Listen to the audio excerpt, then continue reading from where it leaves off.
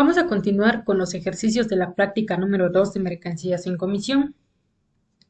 En el video número 3 de esta práctica, elaboramos lo que son los ajustes a las cuentas de resultados, tanto en las cuentas T o esquemas de mayor como el traspaso de estos ajustes en el libro diario. Ahora vamos a elaborar una segunda balanza de comprobación. El encabezado es el siguiente: el nombre de la persona o de la empresa, en este caso es una persona física llamada Guadalupe Torres. A esta balanza la vamos a llamar balanza de comprobación de saldos ajustados y el periodo que comprenden todas estas operaciones del 1 de enero al 31 de diciembre del 2022 para nuestro ejemplo. Bien, tenemos en la primera columna el nombre de la cuenta, en las siguientes dos columnas tenemos a los movimientos, una para el movimiento deudor y otra para el acreedor, y en las últimas dos tenemos a los saldos, saldo deudor y saldo acreedor. Lo que vamos a hacer aquí es ahora registrar todas las cuentas y vamos a incluir las nuevas o las que creamos en nuestros ajustes. Yo las marqué con el color amarillo para que podamos identificar cuáles son las que tenemos que agregar y en qué momento o entre qué cuentas tenemos que agregarlas, porque recuerden que presentamos las cuentas en las balanzas de comprobación, primero a las de activo, después a las de pasivo, luego a las de capital y por último a las de ingresos, costos, gastos y a las de valores ajenos también. Entonces, ya elaboramos nuestra primera balanza de comprobación antes de ajustes y tenemos aquí ya algunas cuentas. Todas las cuentas de activo se mantienen igual, no hubo ningún cambio o no se agregó alguna cuenta de activo. En las cuentas de pasivo tenemos a 3 que se mantienen igual, pero aquí sí agregamos otras. Entonces, vamos a rellenar nuestra balanza de comprobación. La cuenta de caja tiene un movimiento deudor de 50,000 y un movimiento acreedor de 2,320. Su saldo lo determinamos restando movimiento deudor menos movimiento acreedor y nos da un saldo deudor de 47,680. Vamos a comprobar que sea el mismo que tenemos en la cuenta T y es el mismo, 47,680. Nada más para recordar, los registros que se encuentran en el lado izquierdo son cargos y los del lado derecho son abonos. Por lo tanto, la suma que se encuentra en el lado izquierdo es el movimiento deudor, la suma del lado derecho es el movimiento acreedor y el último número que tenemos es el saldo, que puede ser deudor o acreedor dependiendo de la naturaleza de las cuentas. Entonces, todas las cuentas que tengan una naturaleza deudora vamos a determinar el saldo como lo obtuvimos con caja. Al movimiento deudor le tenemos que restar el movimiento acreedor, pero si tenemos una cuenta acreedora, por ejemplo, las de pasivo, como es el caso de proveedores, determinamos el saldo acreedor restándole al movimiento acreedor el movimiento deudor. Bien, entonces continuamos con la cuenta de bancos. Bancos tiene un movimiento deudor de 275,958. No tiene movimientos acreedores, entonces el saldo es deudor y pasa a ser el mismo. La cuenta de clientes tiene movimiento deudor de 58,232. De igual manera, no tiene movimiento acreedor, entonces el saldo es el movimiento deudor. Para el IVA acreditable tenemos movimiento deudor de 320 y también tenemos movimiento acreedor, esto que se generó en el ajuste de la misma cantidad. Por lo tanto, si tratamos de determinar el saldo restándole al movimiento deudor el acreedor, vamos a obtener un valor de 0, lo que significa que esta cuenta ya está saldada y lo saldamos en los ajustes que hicimos a las cuentas para determinar el IVA por pagar. Tenemos al IVA pendiente de acreditar con un movimiento deudor de 2,880. No tenemos movimiento acreedor, entonces el saldo pasa a ser el valor del movimiento. Para la cuenta de almacén tenemos un movimiento deudor de 98,000 y aquí sí tenemos movimiento acreedor con un valor de 15,400. Determinamos el saldo restando y nos da un total de 82,600 y es el mismo valor que determinamos en la cuenta T. Anticipo de impuestos. Anticipo de impuestos también quedó saldado en los ajustes, entonces tiene movimiento deudor de 487 y también tiene movimiento acreedor por el mismo valor. Determinamos saldo y podemos ver que esta cuenta ya está saldada. Vamos con las cuentas de pasivo. Tenemos a proveedores. Proveedores es de naturaleza acreedora. Tiene movimiento acreedor de 20.880. No hay movimiento deudor, entonces el saldo se mantiene igual. IVA causado. El IVA causado también quedó saldado en el ajuste. Entonces tenemos movimiento deudor de 4.111 y el movimiento acreedor es de la misma cantidad. Determinamos saldo y podemos comprobar que ya está saldada.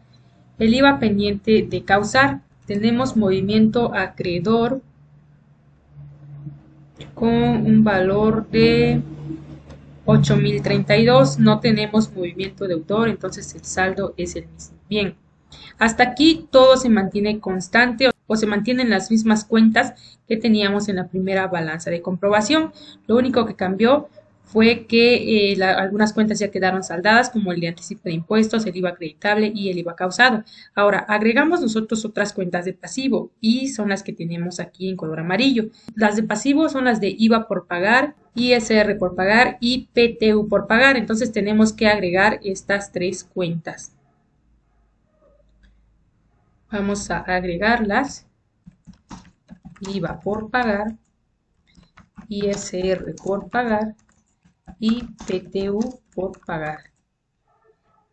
IVA por pagar tiene un movimiento acreedor de 3.303. Determinamos saldo, que pasa a ser el mismo porque no hay movimientos deudores.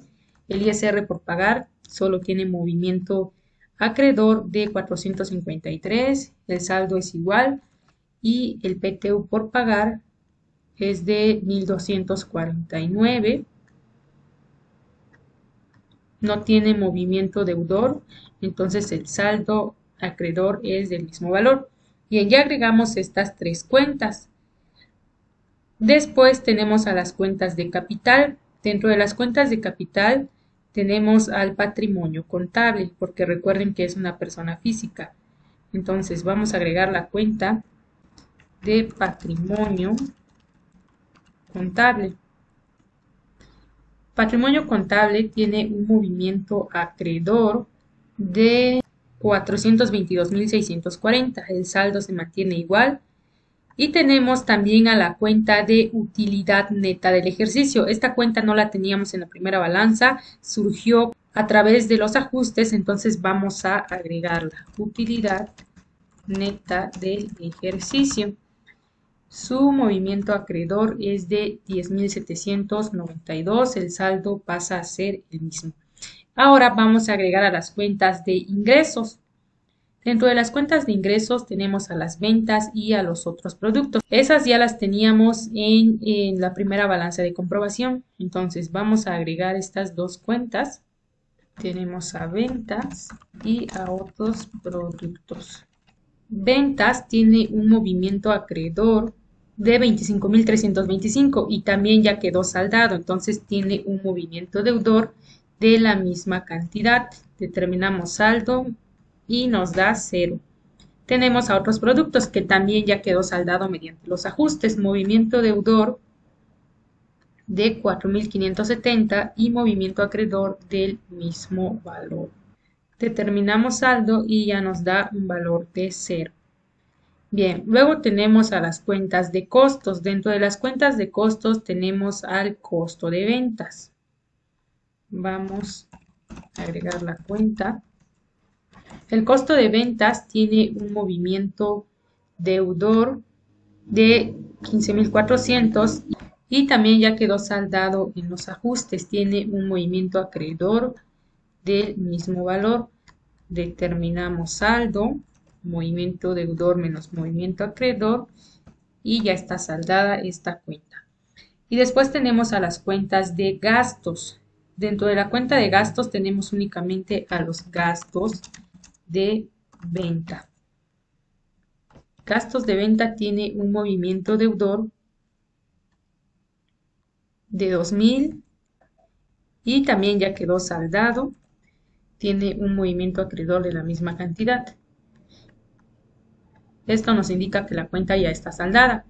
Ya tenemos entonces a las cuentas de ingresos, a las de costos, a las de gastos. Pero dentro de las cuentas de gastos también tenemos a la de PTU del ejercicio y a la de ISR del ejercicio, que ya están saldados, pero que se crearon en los ajustes. Entonces también tenemos que agregarlas aunque ya estén saldadas. PTU del ejercicio y ISR del ejercicio. PTU del ejercicio tiene movimiento deudor de 1.249, tiene movimiento acreedor por la misma cantidad, ya está saldada. ISR del ejercicio, movimiento deudor de 453, movimiento acreedor de la misma cantidad, ya está saldada. ¿Y qué es lo que nos falta agregar? Ya agregamos al IVA por pagar, a la PTU del ejercicio, ISR por pagar, PTU por pagar, utilidad neta, ISR, y solo nos hace falta pérdidas y ganancias. Vamos a agregar también la de pérdidas y ganancias, que también ya está saldada. Tiene movimiento deudor de 14.495 y tiene movimiento acreedor por la misma cantidad. Bien, y ya por último vamos a agregar a las cuentas de orden de valores ajenos, los cuales son 6, y estos ya los teníamos en la primera balanza, pero estas cuentas de orden se tienen que colocar hasta el último. Entonces, tenemos a bancos del comitente con un movimiento deudor de 37.204, movimiento acreedor de la misma cantidad, y esta cuenta también ya está saldada porque le devolvimos todo el dinero al comitente. Comitente cuenta de bancos, movimiento deudor 37.204, movimiento acreedor de la misma cantidad.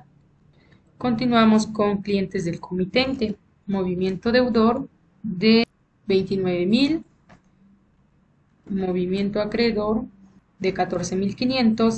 Su saldo determinamos como movimiento deudor menos movimiento acreedor porque es una cuenta de naturaleza deudora. Tenemos un total de 14.500 y es el mismo saldo que tenemos en la cuenta T, como lo podemos ver aquí.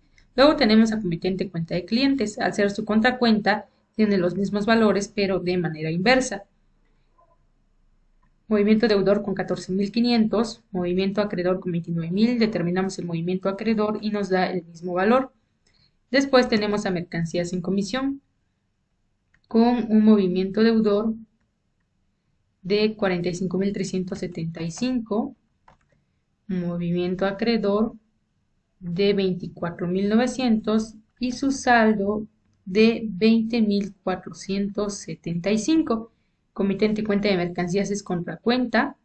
Su movimiento deudor va a ser el movimiento acreedor de la cuenta y su movimiento acreedor va a ser el deudor de la cuenta. Determinamos el saldo acreedor restando y tenemos 20.475. Y ya finalmente vamos a comprobar las sumas iguales. Toda la columna del movimiento deudor y nos da un total de 741.665. Sumamos toda la columna de los movimientos acreedores y estos dos nos coinciden, lo que significa que están bien registradas nuestras operaciones. Indicamos la igualdad con un subrayado doble. Y esta suma nos tiene que dar exactamente de la misma cantidad que nos dio la suma del libro diario. Vamos a ver el libro diario. Aquí sumamos toda la columna y efectivamente tenemos el mismo valor, 741.665.05.